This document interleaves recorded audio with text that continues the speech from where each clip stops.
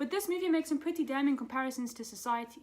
It comes across as a sweet little kids movie about a lonely robot and his quest for friendship, but if you actually look at it, it covers some deep societal issues. These issues involve obesity, environmental issues due to poor waste management, and a human's overdependence on technology.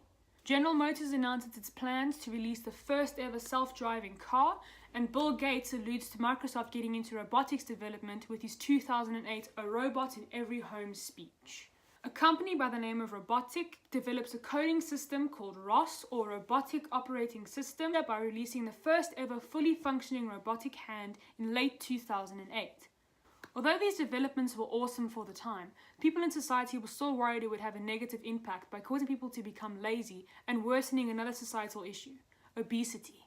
32% of men and 35.5% of women in the American population were classified as obese. People were worried that the developments in technology would cause the population to do less than what they were already doing and skyrocket the already high rates of obesity in the country. Along with all that extra consumption came a lot of extra waste. 55% of all the rubbish that went to landfill that year was contributed by residential garbage. The remaining 45% came from manufacturing and industry. This was an issue because rubbish from landfills produces greenhouse emissions, which contributes to global warming, which was a major environmental topic of interest at the time.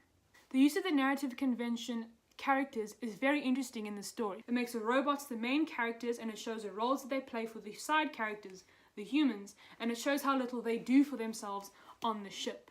This is a very good way to emphasize the humans' overdependence on technology theme that also allows us to see the humans and their fuller figures, and offers an explanation as to how they got like that without explicitly saying it. This can be tied back to the fears of the overdependence on technology leads to mass obesity. Another technique that was used throughout the entirety of the Wall.E movie was mise-en-scene, and it was most effectively used when portraying the obesity of the population aboard the spaceship Axiom. This technique was really effective in showing how the people aboard the spaceship Axiom are fed.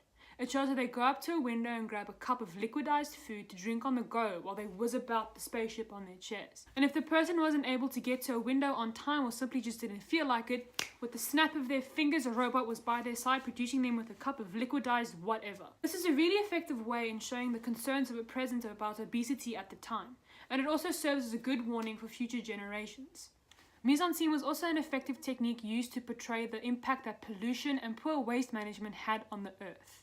You can see this because there's the piles of the crushed rubbish that Wall.E has already sorted through, next to the even higher stacks of rubbish that he has yet to even touch. This is obviously an allusion to the copious amounts of waste continuously being thrown into American landfills. It is used as a warning to future generations to show that if this is not rectified now, the earth could become uninhabitable to humans due to all the greenhouse emissions that the landfills will give off. It's amazing how a kids movie can have such deep societal issues entwined with a sweet robot story and effectively get its message across without making it explicit.